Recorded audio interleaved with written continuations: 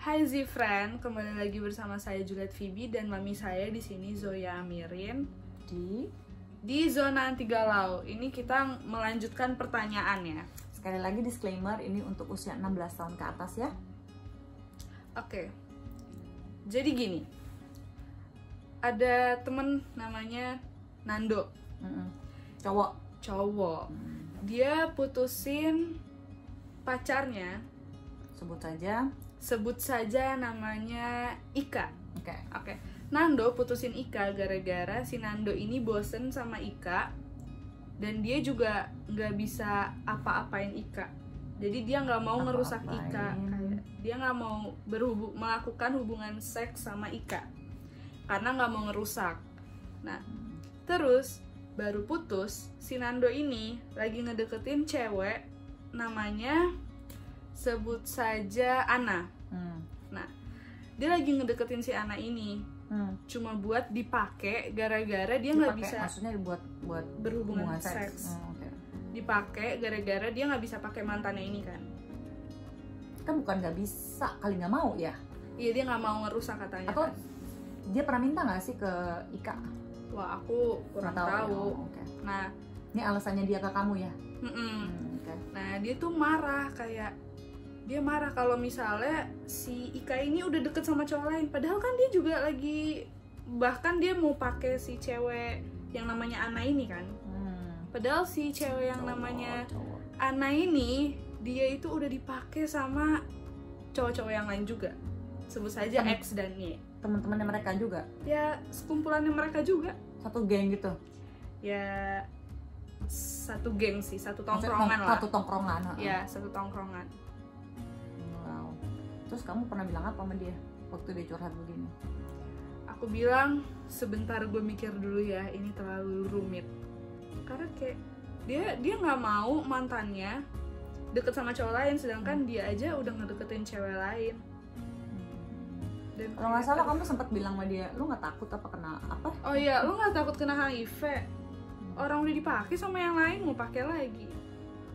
Dia bilang pakai kondom nggak tuh? Dia bilang, ya gimana ya? Ya gue udah nggak tahan, sagapung. Apa tuh?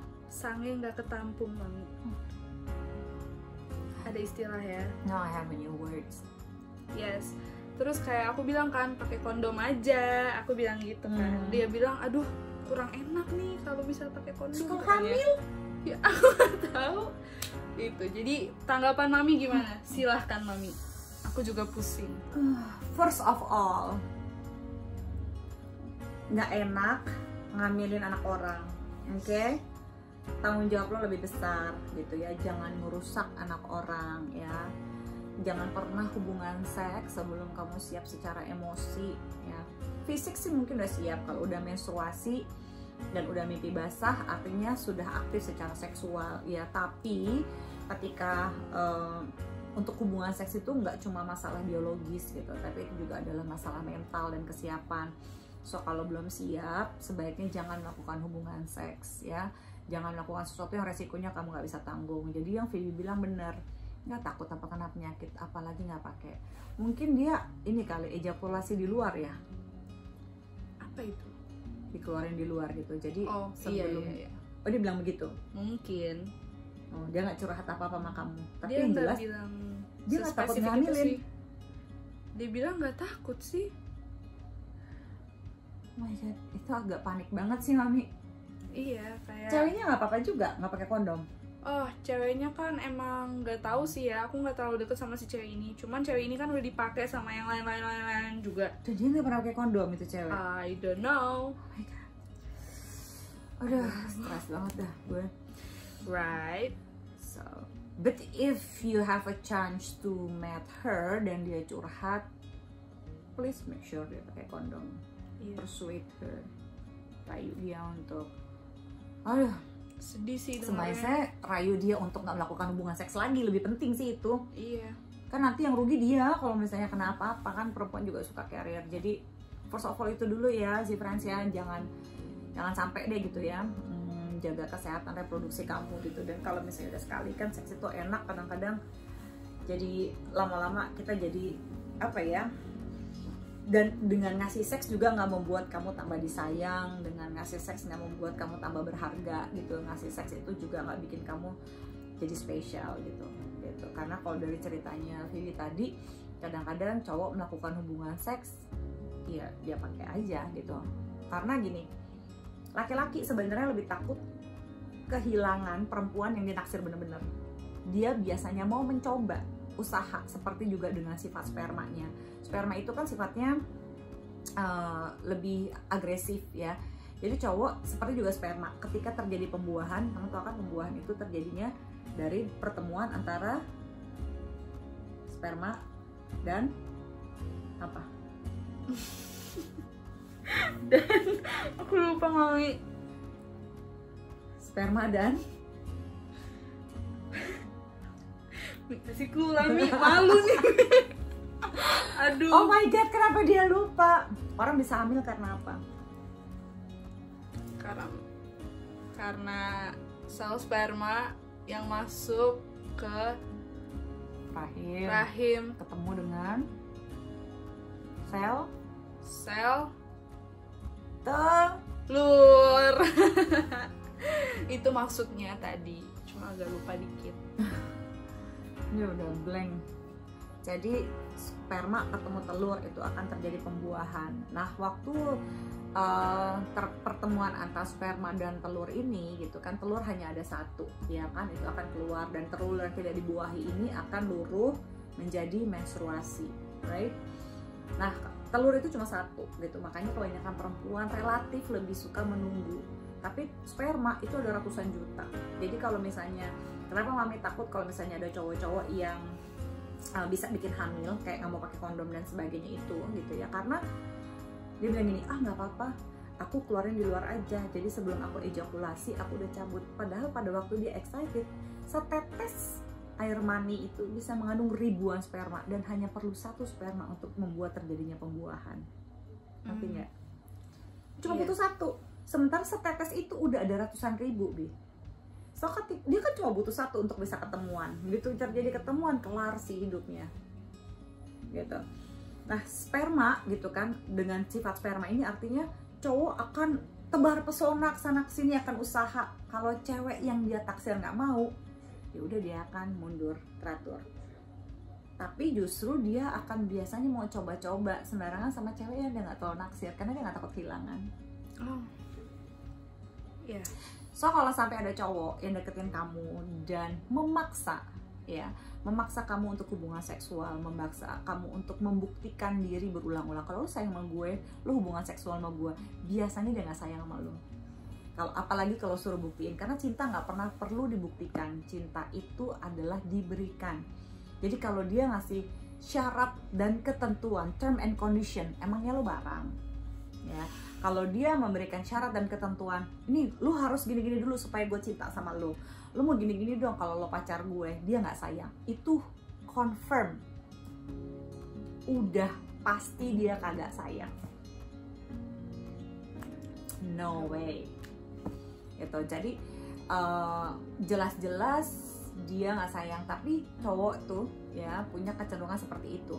Kalau dia suka banget sama ceweknya, ya dia biasanya akan nahan hasrat seksualnya, seperti yang Vivi bilang tadi, gitu ya. Cowoknya itu sampai, kok bisa ya sama si pacarnya dia nahan sampai segitu banget, dan dengan alasan karena gue nahan sama pacar gue, ya gue pakai aja yang lain, gitu. Itu terjadi sampai udah usia dewasa. Ya terakhir Mami bikin penelitian ini waktu skripsi Mami S1, konsep kesetiaan para laki-laki itu cowok-cowoknya rata-rata udah umur 20-an akhir, 30-an awal.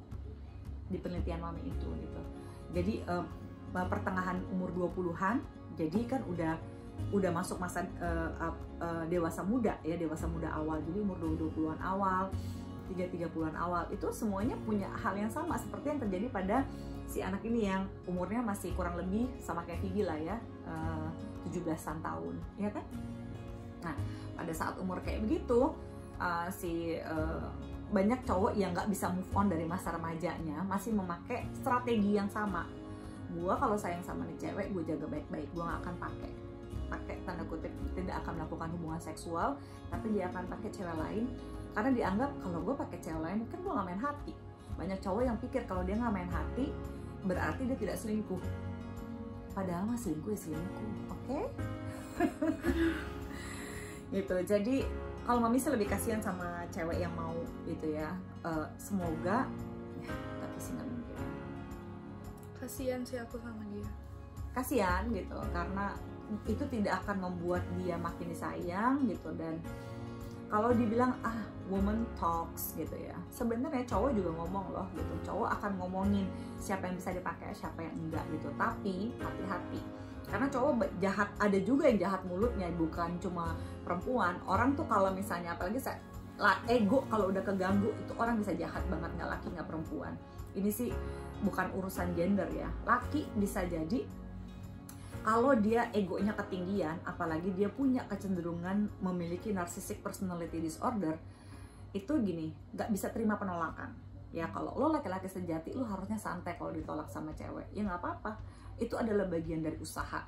Tapi kalau ada cowok yang mesti ngejelek-jelekin, ya, atau nyebarin revenge porn, ya, nyebarin foto-foto mantannya ketika lagi naked, lagi seksi, lagi apalagi video hubungan seksual gitu ya, itu lo jahat banget sih gitu. Mungkin lo punya narcissistic personality disorder, dimana dia ngerasa kalau gue nggak bisa dapetin lo, gue bikin semua cowok yang naksir lo jijik, padahal biasanya dia sendiri yang nggak bisa move on.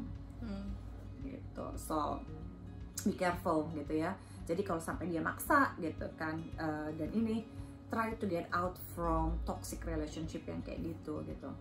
Dan buat teman kamu si Nando ini yang curhat ke kamu gitu, tetap ingetin dia tentang infeksi menular seksual dan HIV/AIDS. Dia bisa kena itu, dan juga dia bisa ngehamilin anak orang gitu ya. Dan dia mesti yakinin kalau misalnya giniin aja dia, yang gua tahu ya, cinta itu akan memampukan lo untuk memutuskan hal yang lebih bijak. Pertama, lu udah galau, lu yang mutusin dia, abis itu lu keki sendiri gitu, lu maunya apa, ya kan? Lu mesti tahu dulu apa yang lo mau. Kalau lu belum tahu lu maunya apa dan kenapa lu mau sama cewek ini, kenapa lu nggak mau sama cewek itu, jangan abis lu mutusin lu begitu. Kan banyak cowok kayak begitu ya, mutusin karena ego gitu ya. Udah lu tanggung jawab aja sendiri gitu. Buat mami sih sebenarnya nggak ada alasan gitu. Kalau menurut mami sebaiknya si Nando ini jangan pacaran dulu. Dia sama sekali nggak siap sih gitu. Apapun alasannya gitu, lu udah tidurin cewek lain juga gitu ya, mau terserah mau cewek itu bisa pakai apa kek gitu ya, gampang dipakai lah begini begitu. Itu bukan masalah itu. Masalahnya adalah lu nggak jelas maunya apa. Iya. Selama lu nggak tahu kenapa lu naksir, kenapa lu mau pacaran gitu, kenapa lu suka sama cewek ini, jangan pacaran dulu gitu. Ngapain sih lo nyakitin hati orang gitu. Habis itu lu galau sendiri, ribet sendiri hidup lo gitu. Selama lu nggak tahu lu mau apa gitu, jangan lakukan lah.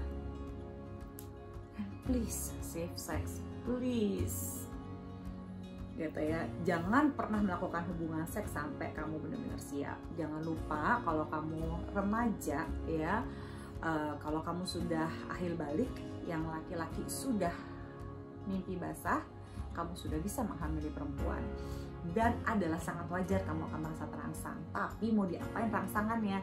Semua orang juga ngerasain rangsangan itu. Tapi coba kelola ya, tapi kan kamu bukan kucing. Begitu kamu rangsang apa kayak kucing musim kawin langsung ngeong gitu kan, langsung nyari orang yang bisa dipakai, kan nggak begitu juga ya kan. Laki-laki yang baik adalah laki-laki yang mampu mengelola itu semua. Wajar pasti kalau misalnya ngerasa terangsang, tapi juga bukan berarti lo boleh pakai cewek sembarangan ya, hati-hati.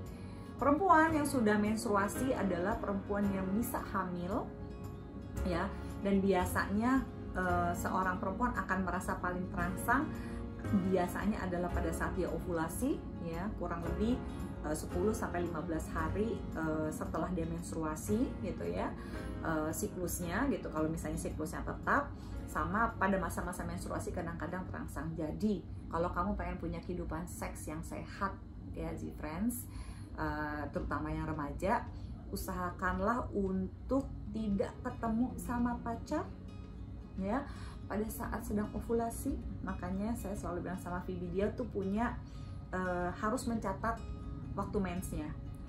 Satu, karena supaya kita nggak berantem, karena kita sama-sama cranky kalau lagi mens. Ya, jadi kayak frenemy. Yes. Kedua, saya tidak pernah menyarankan dia ketemu sama pacarnya gitu pada saat dia sedang ovulasi atau pada saat dia kurang lebih sedang menstruasi, karena kadang-kadang jutek ya kan, terjadi berantem, terjadi gimana-gimana, nyakitin hati orang gitu ya, resikonya lebih rendah lah. Itu gunanya untuk mencatat. Plus dia harus tahu kesehatan seksualnya, supaya dia tahu, oh kok mens aku kebanyakan, oh mensnya kelamaan dan segala macam. Jadi biar dia lebih aware terhadap tubuh dan seksualitasnya. Kalau misalnya mensku kebanyakan, mungkin kan aku lagi stres kali gitu ya, atau karena dia olahraganya futsal, biarpun dia duka dandan begini gitu kan, dia bisa rusuh-rusuh pulang-pulang, mami kakiku luka begini-begini. Oke. Jadi dia mesti tahu gitu mengelola stresnya dan lebih aware sama tubuhnya dan perubahan-perubahan tubuhnya itu, karena semua remaja yang sadar mengenai seksualitas, perasaan, cinta, mengelola emosi ya adalah mereka-mereka yang nantinya pada saat dewasa muda untuk siap menikah gitu ya, ketika sudah berusia kurang lebih 21 tahun ke atas gitu, nanti akan lebih bijak dalam menjalani kehidupan percintaannya menghadapi pernikahan gitu. Kenapa seks edukasi itu penting di masa-masa mereka ini? Karena disinilah awal mereka mengenal cinta dan relationship. Mereka belajar dari patah hati, mereka belajar memaafkan diri ketika mencintai orang yang salah,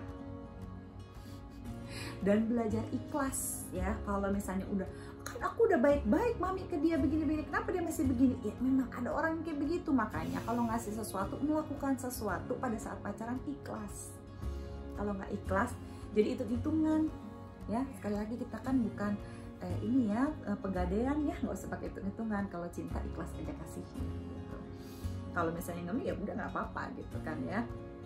Nah, jadi proses perasaannya, menangis pada saat kamu menangis, ketawa pada saat kamu ketawa, dan selalu menjaga kesehatan seksual kamu gitu, karena ini sesuatu hal yang nggak bisa dibalikin lagi.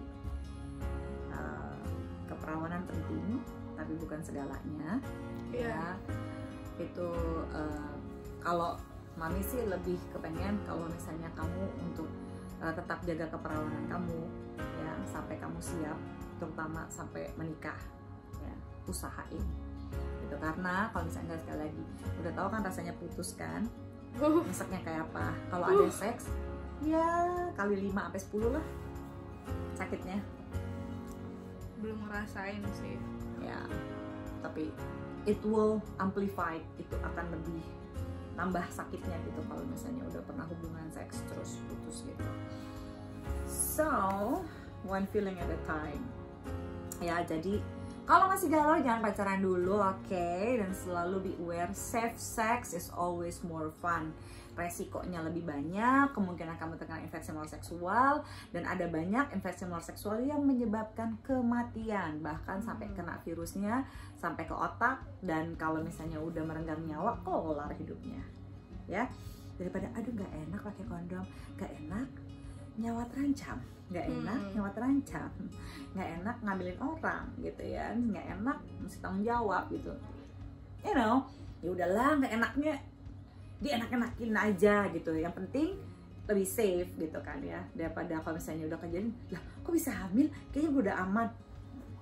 Jangan nanti pas udah hamil bilang kemarin karena berenang di kolam renang ya, terus spermanya jalan-jalan, nggak bisa ya. Kan ada yang begitu. Astaga, kurang pintar kayaknya. Ya jangan nanti kalau misalnya udah begitu hamil bilangnya kemarin aku berenang sih makanya jadi hamil gitu, karena mungkin ada yang ngeluarin sperma kali di kolam renang. Ya enggak lah, begitu udah ejakulasi keluar spermanya ya udah mati lah, nggak akan bisa berenang-berenang, emangnya dia kecebong kodok gitu. Ya ampun, ada-ada aja gitu. Ini penting banget ya. Aku punya teman, sebut saja Risa. Dia ini udah melakukan hubungan seks sama cowok yang bahkan bukan pacarnya.